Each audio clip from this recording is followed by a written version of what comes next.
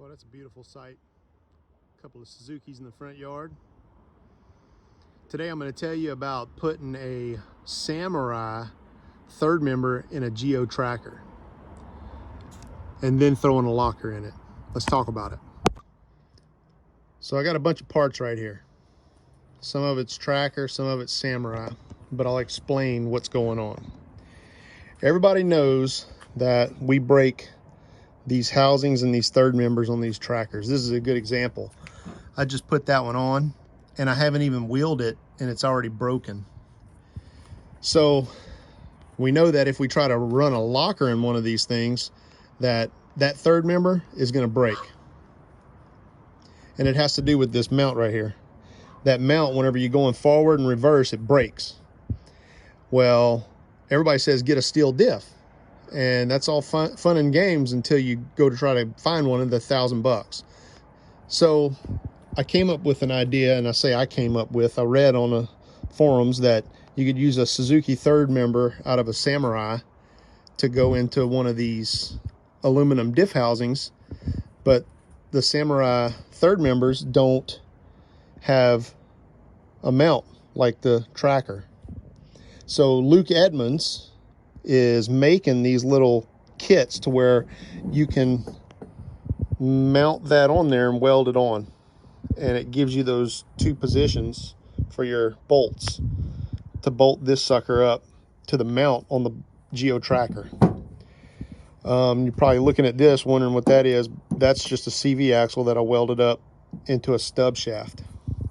And then I've upgraded to the 26 spline side gears whenever I started to do all this. I took them out of my Tracker, out of the rear whenever I put the mini spool in, and I saved these side gears. So let's talk about how you put a locker in the Samurai front third. Mine, this one in particular, the side gears wouldn't fit in that hole right there. So I had to take, and it was just about 1/1000th, I had to take the lathe and trim that piece right there. And then inside here, you can see I needed to trim that piece right there. Just trim it. It was just a touch. And now the side gears fit in there. So once I cleaned all that up, the other thing I needed to do was you have to bore this out so your CV shaft will fit in there like that. And I don't remember how much it was. I just basically there's a lip inside there that your spider gear or your side gear, it stops. I brought it to that edge of that lip, and so it's whatever that is. I didn't even mic it. I just cleaned it up with the lathe. And the side gear actually sits in there perfect, and there's no movement at all.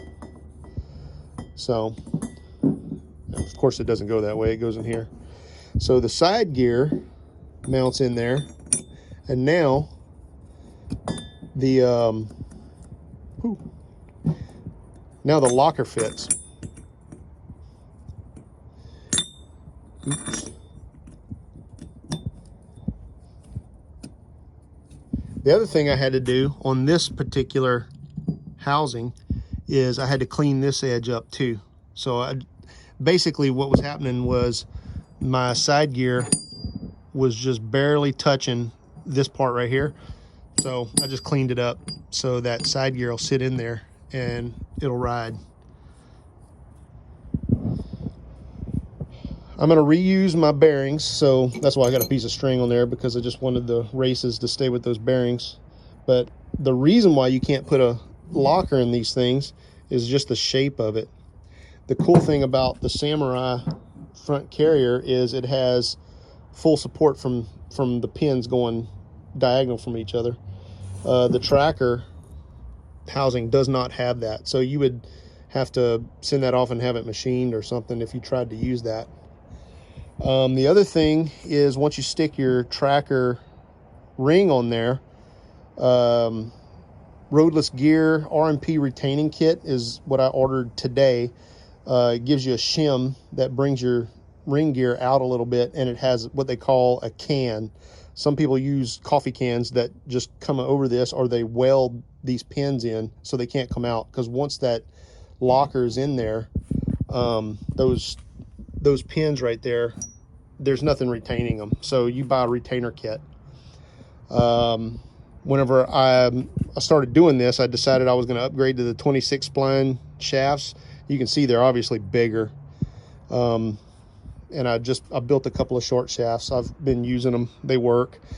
You take one of these and you cut it off, and you take an old CV axle and you weld that flange on there. You cut it on that first line. Aside from that, I'm doing the twin stick setup on mine, and I'm also doing the 3-to-1 gears from Low Range Off-Road. I got a lot of money in these couple of boxes right here, so I look forward to doing an update video. You know, this tracker is pretty gnarly. It goes wherever I point it.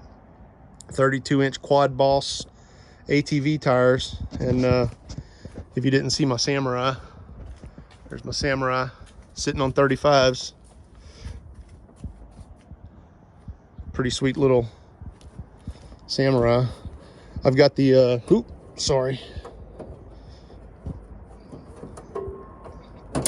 I got the Toyota 3K carburetor in it, and got my mask. Samurai sword. Pretty sweet little Sammy. Tracker seats in it. Sitting on 35-inch BFGs. It's got Jeep springs under it. Just totally went through the whole bottom end, changed every seal, every bearing, everything on it. Rides awesome. And then this is my off-road buggy. So hopefully I'll do a update video here pretty soon on this thing back on the road.